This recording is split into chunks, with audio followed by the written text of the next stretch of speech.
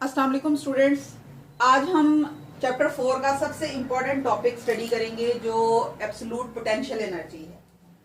और absolute potential energy किसी object की किसी पोजीशन के ऊपर हम तब कहेंगे जब हम वर्क डन करेंगे ग्रेविटेशनल फील्ड के अंदर in displacing the object from any point to the infinity. और इंफिनिटी पॉइंट ऐसा पॉइंट होगा जहां पे फोर्स ऑफ ग्रेविटी जीरो हो जाएगी, यानी जमीन से इतना दूर का पॉइंट है जहां पे ग्रेविटी उसके ऊपर एक्ट नहीं कर पा रही। अब हम ग्रेविटेशनल फोर्स की वजह से होने वाला वर्क डन जो है उसको कैलकुलेट करेंगे, क्योंकि पिछले टॉपिक में हमने वर्क एनर्जी प्रिंसिपल पढ़ा था। तो वहां हमने ये कहा था कि वर्क डन जब भी होगा वो on the expense of gravitational potential energy होगा। अब यहाँ पे ग्रेविटेशनल पोटेंशियल एनर्जी जो है वो हमारे पास mgh की इक्वेशन से होती है, और ये रिलेशन सिर्फ उस वक्त हम यूज कर सकते हैं जब हम close to the surface of earth होंगे, जहां पर ग्रेविटेशनल फोर्स तकरीबन कांस्टेंट होगी। यानी सारी सरफेस के ऊपर अर्थ की ग्रेविटेशनल फोर्स तकरीबन कांस्टेंट होती है। लेकिन अगर हमने बॉडी को किसी बहुत ही लार्ज डिस्टेंस तक डिस्प्लेस करना है तो हम जैसे जैसे जमीन से दूर जाएंगे ग्रेविटेशनल फोर्स उसके ऊपर कांस्टेंट नहीं रह पाएगी। अब वो कांस्टेंट क्यों नहीं रह पाएगी? क्योंकि हमने ये पढ़ा हुआ है कि gravitational force is equal to G capital M small m over r square होती है। यानी force is inversely proportional to the square of the distance. तो जैसे जैसे ये डिस्टेंस बढ़ता जाता है, क्योंकि ये फोर्स इसके स्क्वायर के इनवर्सली प्रोपोर्शनल है, तो इसलिए इसके स्क्वायर के साथ साथ ये फोर्स कम होती जाती है। अब जैसे जैसे ये फोर्स चेंज होती जाएगी तो ये कांस्टेंट नहीं रहेगी, और अगर ये कांस्टेंट नहीं रहेगी तो फिर हम इसके ऊपर mgh वाला फॉर्मूला अप्लाई नहीं कर पाएंगे, क्योंकि वो कांस्टेंट फोर्स के लिए था। अब उसका हल ये होगा, जैसे हमने वेरिएबल फोर्स वाला टॉपिक पढ़ा था कि हमने वेरिएबल फोर्स को कांस्टेंट फोर्स में कन्वर्ट किया था by dividing whole distance into n small parts. ठीक है, तो यहां हम सरफेस ऑफ अर्थ लेंगे जिसका ये सेंटर है, और यहां से है ये सरफेस का फासला, और यहां से हम इस डिस्टेंस तक इसको लेकर जाना चाह रहे हैं। यानी हमने पोजीशन 1 से पोजीशन n तक किसी बॉडी को डिस्प्लेस करना है। तो हम स्मॉल स्टेप्स में इसको करेंगे, 1 से 2 तक जाएंगे, 2 से 3 तक जाएंगे, 3 से 4 तक जाएंगे, और इसी तरह होते होते हम n तक चले जाएंगे। अब यहां अर्थ से ये जो फर्स्ट पार्ट है यहां तक का फासला से इट इज r1, और इसी तरह से ये जो सेकंड पैच है जहां तक हम इसको लेकर जा रहे हैं ये है r2। तो यहां से यहां तक यानी 1 से 2 तक का डिस्टेंस जो होगा वो होगा डेल्टा r, और ये डेल्टा r जो होगा ये इक्वल होगा r2 माइनस r1 के। यानी ये डिस्टेंस जो बड़ा डिस्टेंस है उसमें से हम छोटे डिस्टेंस को माइनस करेंगे तो ये दरमियान वाला डिस्टेंस हमारे पास आ जाएगा।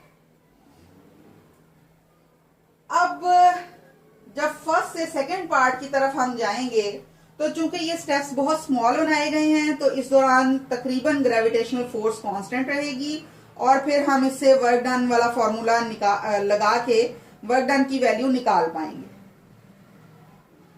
यहां हम सेंटर निकालेंगे 1 और 2 का दरमियानी पॉइंट। तो दरमियानी पॉइंट लेने के लिए हमें इन दोनों डिस्टेंसेस की r1 और r2 की एवरेज कैलकुलेट करनी पड़ेगी। एवरेज के लिए हमने क्या किया है, sum of quantities divided by number of quantities, और इसका नतीजा हमारे पास आया है r की सूरत में। अब यहां अगर हम इस इक्वेशन को यूज करें जिसके मुताबिक डेल्टा r प्लस r1 जो है वो इक्वल है r2 पे,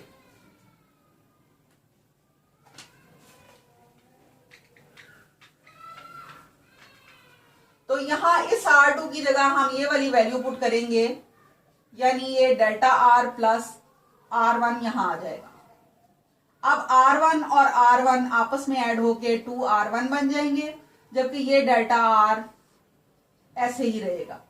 अब ये 2 जो डिवाइड हो रहा है इसको बारी बारी हम दोनों टर्म्स के साथ डिवाइड कर देंगे। ये 2 इससे कैंसिल हो जाएगा, बाकी आपके पास बचेगा सिर्फ R1 और यहां आपके पास बचेगा डेल्टा आर ओवर 2।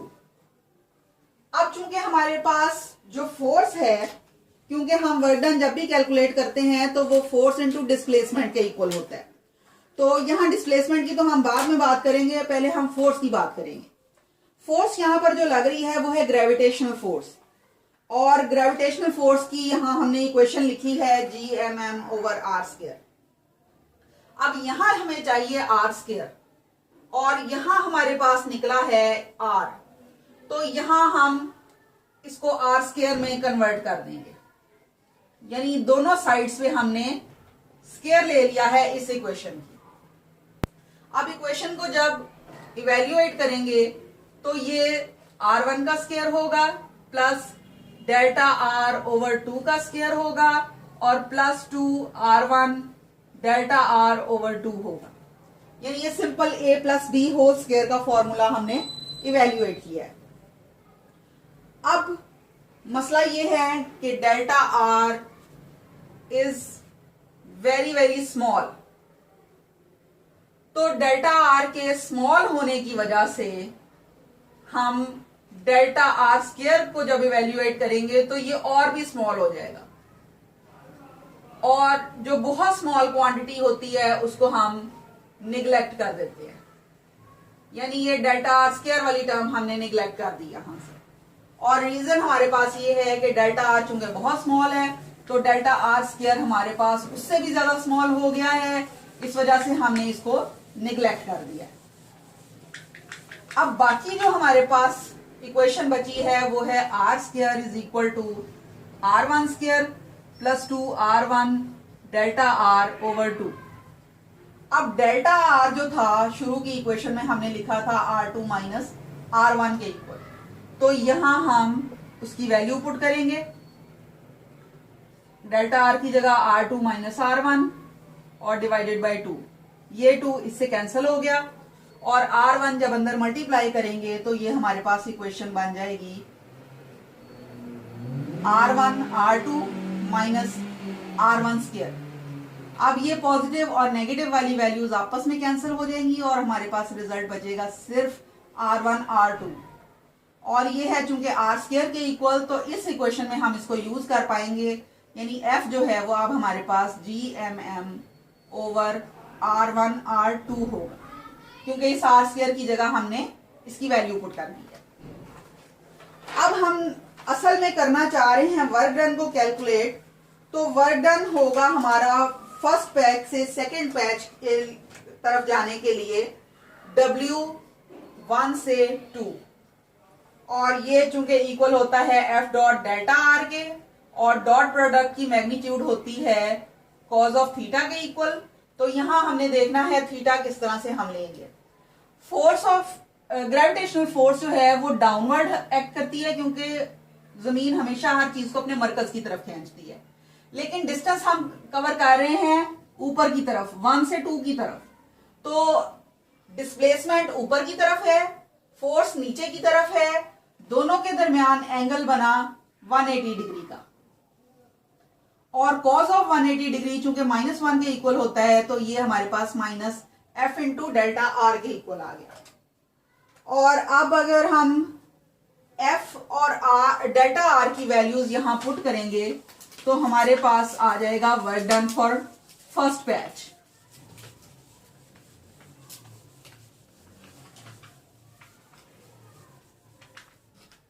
यानी ये वर्क डन है फॉर 1 to 2, यानी फॉर फर्स्ट स्टेप, जिसके लिए F की वैल्यू है Gmm ओवर R1 R2 जो यहां हमने निकाली थी, और डेल्टा आर की वैल्यू हमारे पास ये वाली थी जो हमने पहली इक्वेशन से निकाली थी, तो यहां हम इसकी जगह R2 माइनस R1 पुट करेंगे।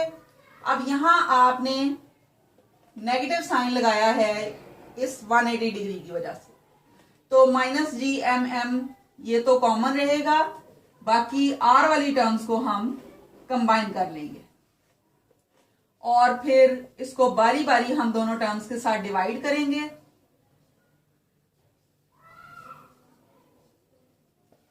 तो R2 यहां कैंसिल हो जाएगा इसके साथ और आपके पास बाकी बचेगा 1/R1 और यहां R1 कैंसिल हो जाएगा और आपके पास बाकी बचेगा 1/R2।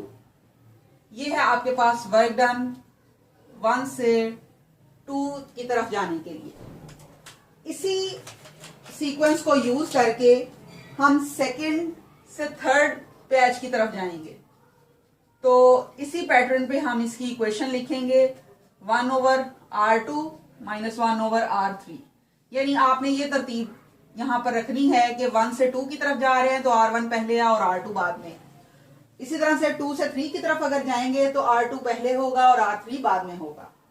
इसी तरह से इससे अगले पैच के लिए जब आप इक्वेशन लिखेंगे तो ये 3 to 4 होगी और ये GMM 1/R3 - 1/R4 होगी। और इसी तरह सो ऑन जब आप nth पार्ट पे पहुंचेंगे तो n से पिछला पार्ट जो होगा वो n-1 होगा। तो ये आपके पास इक्वेशन बन जाएगी 1/Rn-1 और -1/Rn। और जब आप टोटल वर्क डन निकालेंगे तो इन सारे वर्क डन का आपने सम ले लेना है, आपके पास आ जाएगा टोटल वर्क डन।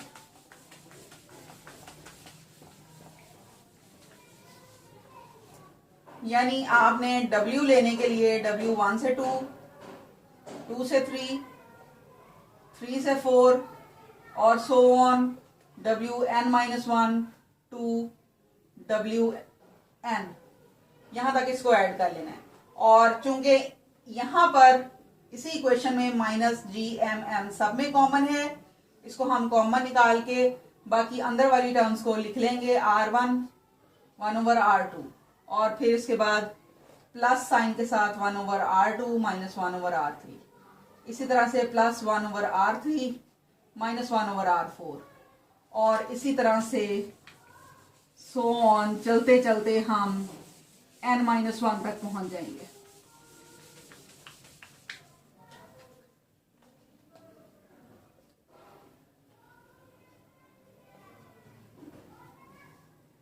अब यहां नेगेटिव और पॉजिटिव आपस में कैंसिल, ये नेगेटिव पॉजिटिव आपस में कैंसिल, ये अपने से आगे वाली टर्म के साथ कैंसिल और ये अपने से पीछे वाली टर्म के साथ कैंसिल।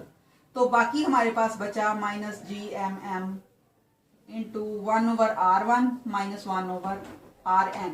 यानी हम पहुंच गए हैं फर्स्ट स्टेप से nth स्टेप के ऊपर। यानी हमने टोटल वर्क डन निकाल लिया है किसी बॉडी को फर्स्ट पॉइंट से इन्फिनिट पॉइंट तक ले जाने के लिए। और अगर हम इसको कह रहे हैं इन्फिनिट पॉइंट तो Rn मस्ट बी इंफिनिटी। और यहां चूंकि हम 1/Rn निकाल रहे हैं तो ये हो जाएगा 1/∞। और 1/∞ हमेशा होता है इक्वल टू 0। तो इस इक्वेशन में जब आप Rn को इंफिनिटी पुट करेंगे तो इसका रिजल्ट ये होगा कि आपके पास वर्क डन आ जाएगा -GMM इंटू 1/R1 - 0 और फिर ये आपके पास आ जाएगा GMM/R1। और चूंकि आप सिर्फ यहाँ पे फर्स्ट टर्म ही मौजूद है तो इसके लिए इसके साथ 1 और 2 लगाने की जरूरत नहीं है, बल्कि इसको जनरलाइज करेंगे और सिर्फ R का यूज करेंगे। अब नेगेटिव साइन जो है ये बहुत इंपॉर्टेंट है इस केस में, क्योंकि नेगेटिव साइन से आपको ये पता चलेगा। वैसे तो इस ग्रेविटेशनल पोटेंशियल एनर्जी यानी इसको हम कहेंगे एब्सोल्यूट पोटेंशियल एनर्जी, क्योंकि इसमें एक पॉइंट इंफिनिटी का यूज हो रहा है। एब्सोल्यूट का वर्ड जहां पे भी यूज होगा इसका मतलब ये होगा something associated with the infinity. तो यहां चूंकि हमने किसी बॉडी को फर्स्ट पॉइंट से इंफिनिटी तक डिस्प्लेस किया है तो इसलिए हमने इसकी पोटेंशियल एनर्जी को कहा है एब्सोल्यूट पोटेंशियल एनर्जी। और ये एब्सोल्यूट पोटेंशियल एनर्जी हमारे पास आई है इस रिलेशन से -GMM/R से।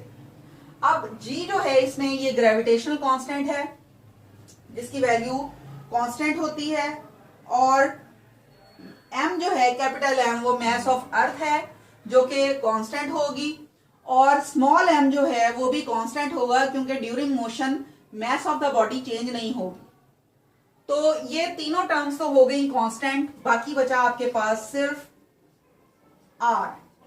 तो ये एब्सोल्यूट पोटेंशियल एनर्जी और r जो है ये आपस में इनवर्स रिलेशन में है, लेकिन ये नेगेटिव साइन इस प्रोपोर्शनैलिटी को ऑपोजिट कर देता है, यानी जो भी इसमें तरतीब आ रही होगी उसको ये नेगेटिव साइन इनवर्स कर देगा।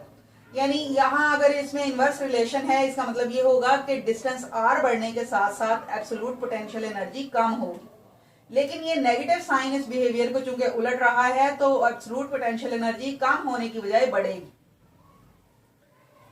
और दूसरी बात ये कि नेगेटिव साइन ये शो करता है कि अर्थ की ग्रेविटेशनल फोर्स जो है ये हमेशा अट्रैक्टिव होती है।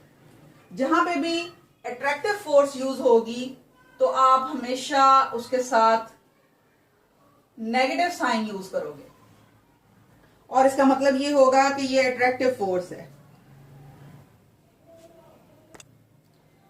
इसका मतलब है ये एक्सप्रेशन आपको बताएगा वर्क डन और the energy required to take a body out of the earth gravitational field, और चूंकि ये इन्फिनिटी पर इसको ले जाएगा जहां पर पोटेंशियल एनर्जी जीरो होगी, तो ये उस वक्त की पोटेंशियल एनर्जी है जब हम इसको किसी ग्रेविटेशनल फील्ड के अंदर के पॉइंट से उठाकर इन्फिनिट पॉइंट तक लेकर जाते हैं।